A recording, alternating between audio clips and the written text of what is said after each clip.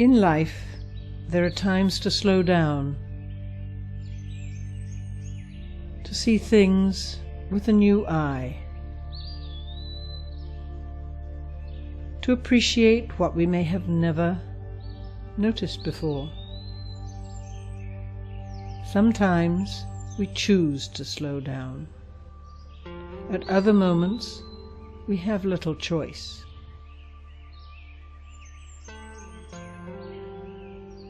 A diagnosis of cancer is always a turning point.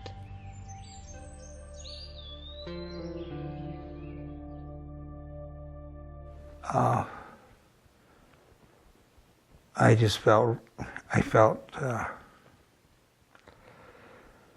surreal, like, damn, I didn't really expect this. I really didn't expect me to get lung cancer.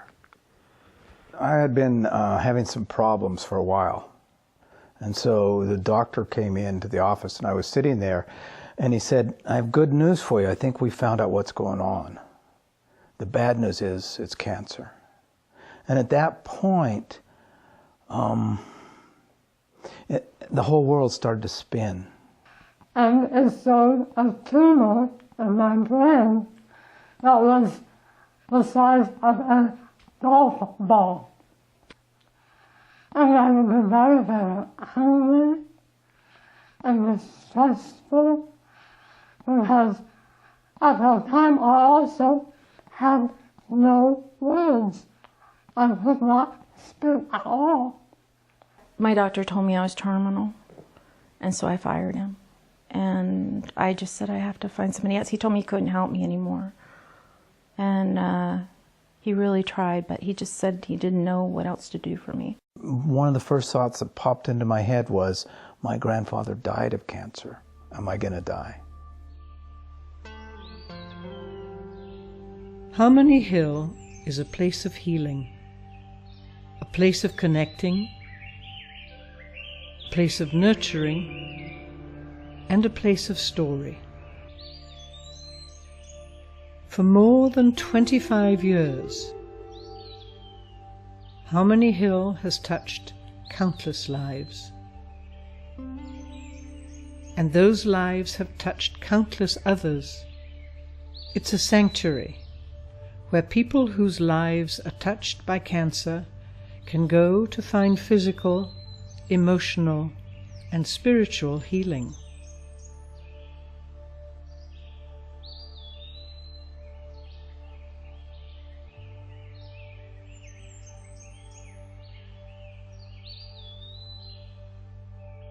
We were all in different stages of cancer. And someone would just got the cancer, you know, and you wanted to, and they were fearful. And you wanted to help them, say, don't have to be so fearful. And that's how Harmony Hills helped. It didn't make you feel fearful. It made you feel like a group as a whole, that you weren't suffering this thing alone. When we sit in a circle at Harmony Hill, is beginning to be one with. Not separate, but at the same time, it's the communion that we share. And I think that's the difference. I really do. I don't need to dominate. I need to be one with. And then hearing other people's stories and the similarities, or you know, there's a compassion that we all have for one another. We're kind of in the club. Well, such a Mr. who had this in the house. And that was amazing. And it made me feel as if I had value. I think that it's a combination of this space where Harmony Hill is on, where the buildings lay. I think the space has something amazing about it. I don't know what that is. It's magical, but it's a healing space. And the people here, the combination of that space and the people, because the people care so deeply about each one of us. It's unique in that it offers people a place to come and tell their stories and share with other people who've gone through a similar experience. And that's unique. in our culture, that it's about the healing versus just about the disease. Some of us know from the first moment of our awareness what and where our place is on earth. More often, though, we take a meandering path that takes us in the direction of our destiny. Harmony Hill has 3 labyrinths.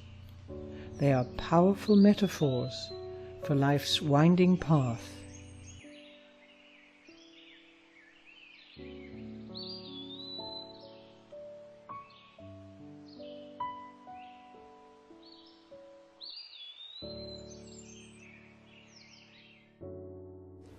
We all got closer.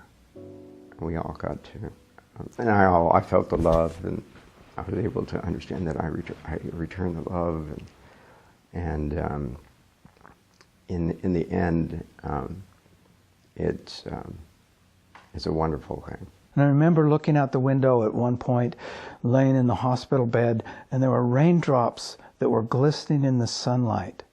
I thought, this is beautiful. Where in the past I probably would have passed that up. I have way more strength than I ever thought I had in my life to go through this journey. That I have what it takes to go through. I have the support of my family. I got the love of my wife, you know. That I have this strength, that I have this foundation to help me through this. They told me I would never talk again. My last visit to the speech therapist, she said, how are you doing that? My report says that you cannot talk, and you never will. Imagine that. Harmony Hill overflows with miracles and remembrances. When Kitty Nordstrom died, the celebration of her life was called the Gathering of Hearts. The grape arbor is now filled with heart tributes, visual reminders of loved ones, symbols of the lives touched by those who have been here.